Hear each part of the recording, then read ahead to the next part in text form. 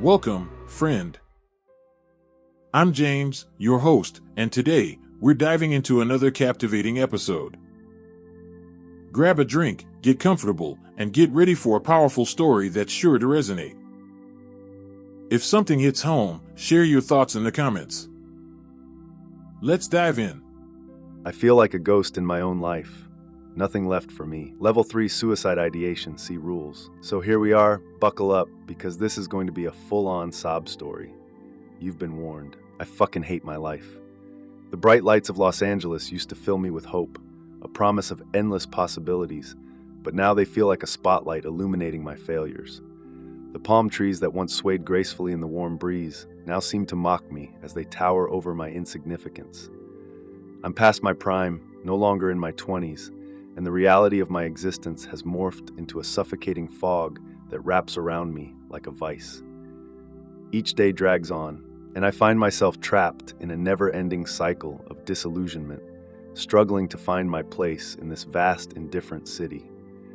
The glamorous lifestyle that fills the screens of Hollywood films seems a world away, reserved for the lucky and beautiful.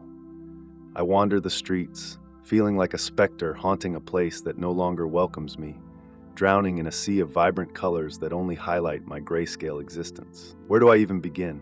My childhood was a nightmare, painted with broad strokes of trauma, a stark contrast to the sun-drenched facade of this sprawling metropolis.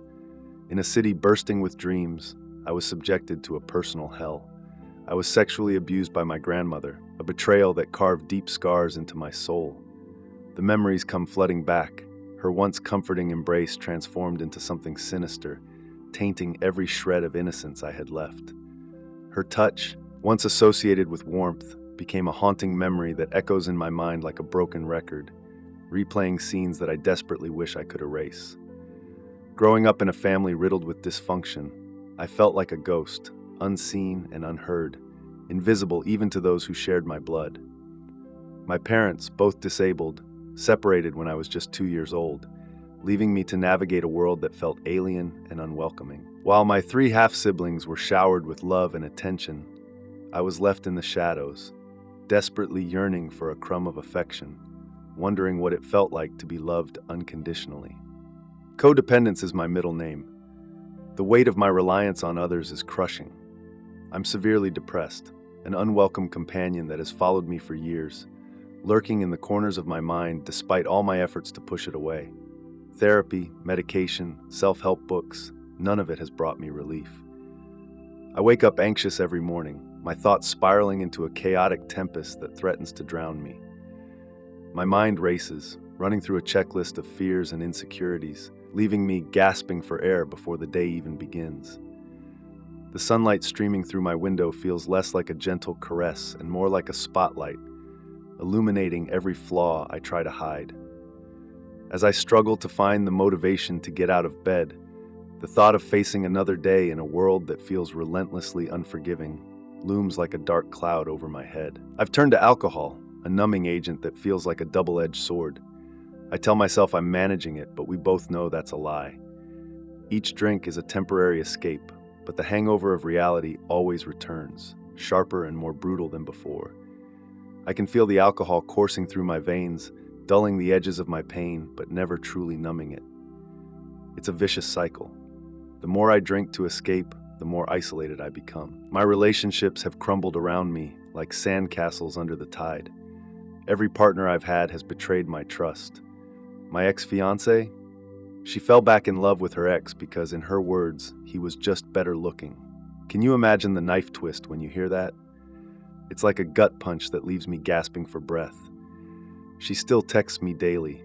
Her message is a bittersweet reminder of what could have been, a connection I still crave, yet it feels like a cruel joke, taunting me with the happiness I can't seem to grasp. I was once on the brink of becoming a father, but fate had other plans. The fetus didn't survive, a loss that shattered my already fragile heart. I sometimes wonder if it was for the best, but that doesn't erase the pain. Each time I see a father cradling his child, it feels like a dagger through my heart, a reminder of the life that could have been. The moments I spent dreaming of parenthood now feel like a cruel fantasy. My body feels like a prison. I look in the mirror and see a reflection that disgusts me. No amount of exercise or dieting can fix what I see, an amalgamation of insecurities that threaten to swallow me whole. My apartment is a reflection of my mental state, a filthy, chaotic disaster zone. Mold creeps along the walls, and the floors are littered with forgotten memories, empty bottles, and takeout containers that have long since lost their identity. The mess around me is suffocating, yet I lack the energy to tackle it, each day feeling like an insurmountable mountain. My job requires me to be a social butterfly in a world where I feel like a moth drawn to the flame. Every shift feels like a marathon, a test of endurance that drains my spirit. The commute, an hour of isolation on crowded trains, stretches the limits of my patience, the throngs of strangers around me only serving to deepen my sense of loneliness. Yet I shine at work, bringing joy and laughter to those around me, masking the emptiness that gnaws at my core. It's a cruel twist of fate. I can uplift others while I languish in despair. Like Pagliacci, the clown who brings joy to others but weeps behind the mask, I wear a facade of happiness that hides my inner turmoil. People love my optimistic attitude. They see me as the life of the party, unaware of the storm brewing just beneath the surface. I play the role perfectly, wearing a smile that feels like a mask, while my heart aches with a loneliness that threatens to engulf me. There are days when I can barely muster the energy to speak, yet I force myself to be the cheerful face everyone expects. The laughter and chatter around me feel like a cruel reminder of the joy that eludes me as I stand in the eye of the storm, pretending that everything is okay while the tempest rages inside. I might have atypical neurology, but in this city, there's no help for someone like me. Financially, I'm destitute, scraping by on a paycheck-to-paycheck existence that barely covers my bills. The weight of my financial struggles is like a heavy anchor, dragging me further into the depths of despair. I feel like I'm on a hamster wheel, running tirelessly but getting nowhere, each day a struggle to make ends meet. The stress of it all keeps me awake at night, my mind racing with worries about rent, bills, and the relentless cycle of survival. My life feels like a continuous scroll through a feed of happiness and success while I'm stuck in this relentless pit of despair. I've become terminally online, seeking solace in the virtual world, but only finding more darkness. The online world can be a seductive escape. It's a place where I can interact without fear of judgment, yet it's also a reminder of my isolation. I scroll through pictures of friends living their best lives, their smiles radiant against the backdrop of adventure, while I sit in my darkened room, a ghost in my own life. I'm a perverse degenerate, haunted by thoughts I can't control. The shame I feel is a heavy blanket wrapped around my shoulders, suffocating and relentless.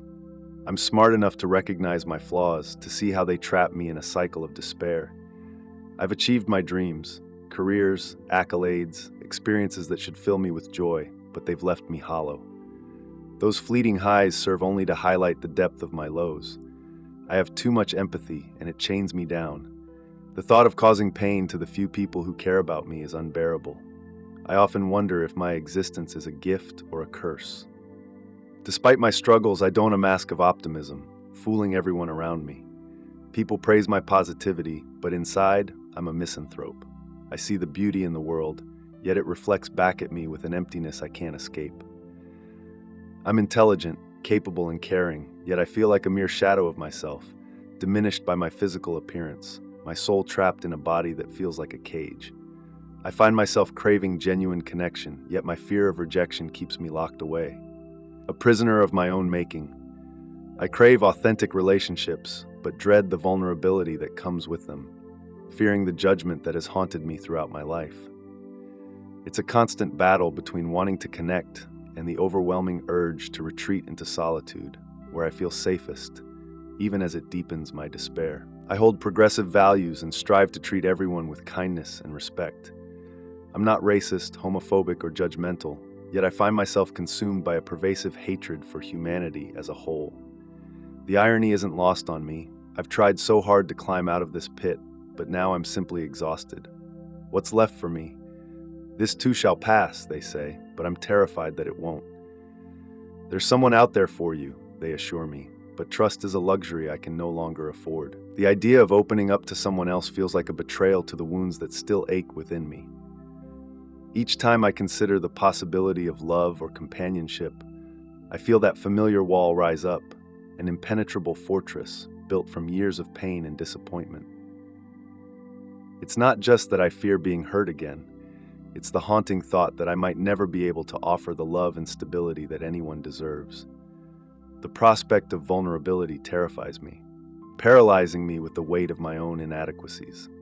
My native language is fading, at risk of extinction within my lifetime, and even among my own people, I feel like an outsider. My identity is a patchwork of confusion and pain. The words I grew up with now seem like whispers in a vast canyon, their echoes lost in time.